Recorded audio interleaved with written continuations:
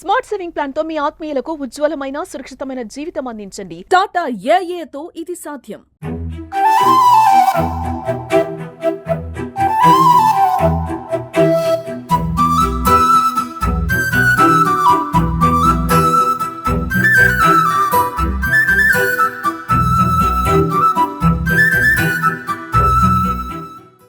రైతులు ఇట్లా పొలాల్లో కావచ్చు, పొలం చివరి భాగంలో కావచ్చు, రోడ్డు పక్కకి ఇట్లా ఆరబెడుతుంటారు. ఆరబెట్టి కూడా ఇట్లా చూడొచ్చు మనం, వాళ్ళు కాళ్ళతో కూడా నేర్పుతా ఉంటారు. ఎందుకంటే ఇట్లా నేర్పడం వల్ల కూడా తొందరగా అడ్లు ఎండిపోతాయని చెప్పేసి. అమ్మా ఇట్లా ఇప్పుడు రోజు ఎంతసేపు చేస్తారమ్మా ఇట్లా? అర్ధ గంట ఒక్కసారి, గంటకు ఒక్కసారి చేస్తాం రోజు మొత్తం. ఇప్పుడు మొత్తం పొద్దున్న నుంచి ఇట్లా ఎండబెడతానే ఉంటారా? అవును, పొద్దున్న 9కి వస్తాము, సాయంత్రం 5 వరకు ఎండ పెడతాం. మొత్తం అంటే ఇక్కడే ఉంటారు ఇక మొత్తం టిఫిన్ టిఫిన్ ఇక్కడనే తీసుకొస్తాం. ఇప్పుడు ప్రతి ఒక్కరు ఇట్లానే చేస్తారు అమ్మా? ఇక్కడ ఉన్న మొత్తం అందరు కూడా ప్రతి ఒక్కరు ఇట్లా చేస్తారు. అంటే ఇప్పుడు ఒకవేళ ఇట్లా చేయలేదనుకో ఎట్లా ఉంటది? పచ్చిగా ఉంటది అడ్లు తొందరగా ఎండ తేమ అంటే ఇట్లా మొత్తం మొలకలు ఎత్తుతాయమ్మా ఇట్లా? పచ్చిగా అట్లానే మొలకలు వస్తాయి, అట్లానే పచ్చిగా ఉంటది. చూడొచ్చు వాళ్ళు కూడా చాలా కష్టపడతారు. ఎందుకంటే కేవలం కోయడంతో అయిపోదు, చాలా మట్టుకు కూడా అనేక ప్రయాసాలు ఎదుర్కోవాల్సి ఉంటుంది. చూడొచ్చు ఇట్లా మొత్తం కూడా వాళ్ళు ఆరబోసినప్పటి నుంచి కూడా మొత్తం ఎండ కొడుతూ ఉంటారు. ఎండడానికి కూడా ఇట్లా కొంతమంది ఏమో కాళ్ళతో కూడా నేర్పుతూ ఉంటారు. మరికొంతమంది దీనికి సంబంధించిన ఒక పరికరం ఉంటుంది, దాంతో కూడా ఇట్లా చూస్తారు. చూడొచ్చు ఇక్కడ పచ్చిగా ఉన్నాయండి అడ్లు, చూడండి ఇక్కడ పచ్చిగా ఉన్నాయి చూడండి. ఒకవేళ కనుక ఇట్లా చూడండి, ఇవి పచ్చిగా ఉన్నాయి, కిందికి మొత్తం పచ్చిగా ఉండిపోతాయి. దీన్ని ఎప్పటికప్పుడు కూడా ఇట్లా అనడంతో ఇక చూడండి ఇక్కడ పచ్చిగా ఉన్నాయి, ఇదంతా ఎండినట్లు. ఇవన్నీ చేయడం వల్ల ఇదంతా గాలికి తొందరగా ఎండిపోతాయి కాబట్టి ఇట్లా చేస్తారు.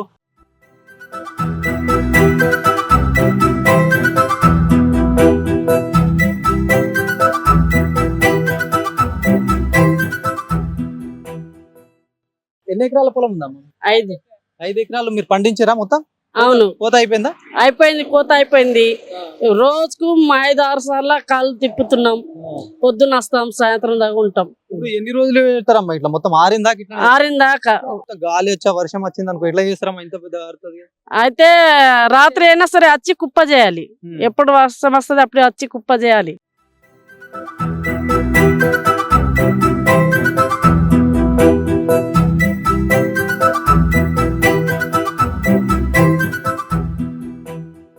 అమ్మా ఇప్పుడు మీరు అంటే ఇప్పుడు వడ్లన్నీ ఇట్లా మొత్తం కూడా కాళ్ళతోటి ఇట్లా చేస్తున్నారు. చదువుకుంటారా అమ్మ మీరు? చదువుకుంటున్నా. పేరెంట్స్ హెల్ప్ చేద్దామని చెప్పి ఇట్లా వచ్చారా? అవును. ఎన్ని రోజుల నుంచి చేస్తారమ్మా ఇట్లా? ఒక 6 years అవుతుంది. 6 months ఒకసారి ఉంటది కదా పంట అయితే. అంటే ఇప్పుడు పొలాలకు ఎప్పుడైతే మీకు హాలిడేస్ ఉంటాయో లేకపోతే ఎప్పుడైతే టైం ఉన్నప్పుడు ఇక్కడికి వస్తారమ్మా? అవును, కంపల్సరీ టైం అయితే కేటాయించాలి కదా అన్న. పేరెంట్స్ హెల్ప్ అవుతుందని. ఇట్లా వ్యవసాయం మీద ఎట్లా అనిపిస్తుంది అమ్మా? ఇప్పుడు పంట చాలా మటుకు పెద్దవాళ్ళు కష్టపడతారు, కష్టపడి కూడా స్టార్టింగ్ నుంచి ఎండింగ్ దాకా మస్తు కష్టాలు పడతారు. ఈ వానలు కూడా ఇష్టం ఉన్నట్టు కూడా మధ్య మధ్యలో వచ్చి బాగా డిస్టర్బ్ చేస్తాయి, లాస్ వస్తుంది, లాభం. అంటే వ్యవసాయం అంటే మీకు ఎట్లా అనిపిస్తుంది అమ్మా?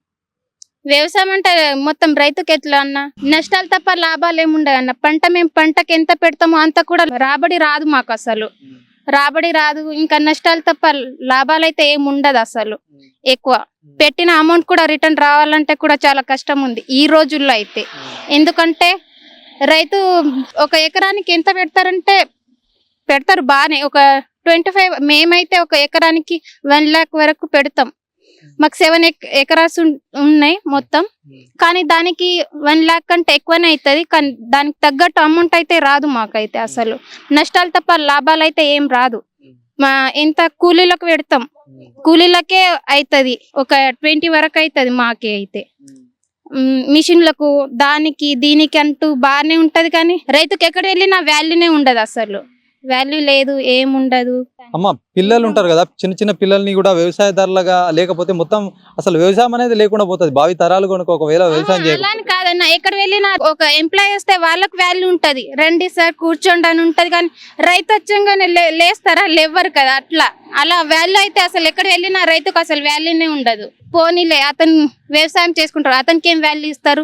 ఇప్పుడు ఒక మినిస్టర్ వచ్చిండ్రు అనుకో లేస్తారు, గౌరవం అనేది ఉంటది. కానీ రైతుకు ఉంటదా? రైతునే కదా మనకు అన్ని పెడుతున్నది. ఒక రైతు ఎంతో కష్టపడి మొత్తం పంట పండించి మొత్తం భారతదేశం కాదు ప్రపంచవ్యాప్తంగా కూడా కడుపు నింపుతారు. ప్రతి ఒక్కరు కడుపు నింపేది రైతు కాబట్టి అట్లాంటి రైతు కూడా రెస్పెక్ట్ తగ్గిపోతుంది, రెస్పెక్ట్ ఇవ్వాలి అని చెప్పేసి ఆమె చెప్తున్న మాటల్లో కూడా చాలా మట్టుకు న్యాయం ఉంది. ఖచ్చితంగా కూడా ఇప్పుడు ఏ ఆఫీసర్ అయినా ఎవరైనా సరే ఒక స్థానంలో హోదాలో ఉంటే మాత్రం వాళ్ళని రెస్పెక్ట్ చేస్తారు, కానీ రైతుకు ఎక్కడ పోయినా కూడా ఆ రెస్పెక్ట్ ఉండడం లేదంటున్నారు. మరి చాలా మట్టుకు కూడా ఎంతో కష్టపడి పండిస్తే కూడా లక్షలు పెట్టి కూడా ఇప్పుడు దాదాపుగా 7 ఎకరాలు 5 ఎకరాలు ఉంటే కొన్ని లక్షలు ఖర్చు అవుతాయి. కాకపోతే కానీ చేతికి వచ్చేసరికంటే ఏదైతే పెట్టిన పెట్టుబడి సైతం కూడా రావడం లేదని చెప్పేసి రైతులైతే ఆవేదన వ్యక్తం చేస్తున్నటువంటి పరిస్థితి చూస్తున్నాం.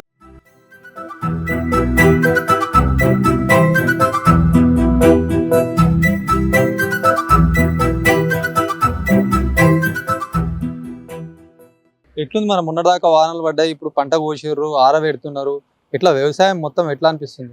ఇవి ఎట్లా అనిపిస్తుంది అంటే సార్, ఇవి ఎట్లుంటాయంటే మాకు ఇవి ఇప్పుడు మళ్ళీ ఏమన్నా శనుకులు వచ్చినాయి అనుకో, మళ్ళీ 8 రోజుల దాకా ఇది మళ్ళీ మొదటికి వస్తుంది, మళ్ళీ ఎండ పెట్టాలా అట్లా అన్నట్టు. మళ్ళీ ఒక వారం 10 రోజులు ఎండ పెట్టినాక మళ్ళీ ఏమైనా డల్ బిల్ వచ్చినట్టే మళ్ళీ ఎండ వచ్చేస్తుంది.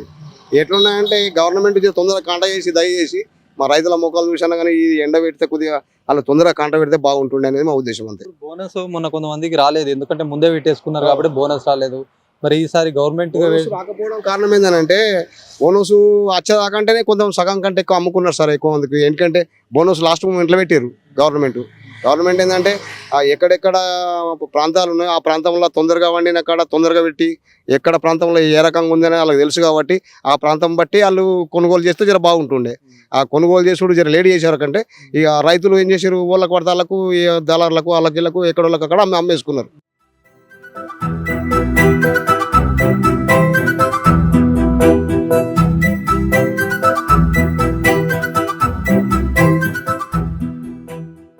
ప్రభుత్వం తొందరగా కొనుగోలు కేంద్రాలను ఏర్పాటు చేసి రైతుల పంటకు ఖచ్చితంగా కూడా ఒకవైపు నష్టపోయిన పంటకు సైతం కూడా వాళ్ళకి సహాయం చేయాలని చెప్పి ఒకవైపు కోరుతుంది. పంట కొనుగోలు కేంద్రాలను ఏర్పాటు చేసి తొందరగా కొనుగోలు చేయాలి, ఏదైతే బోనస్ సైతం కూడా ఇచ్చేయాలి తొందరగా అని చెప్పేసి వాళ్ళు రైతులు కోరుతున్నటువంటి పరిస్థితి ఉంది. కెమెరా పర్సన్ జగదీష్తో శ్రీనివాస్, సుమన్ టీవీ, నిజామాబాద్ నుంచి.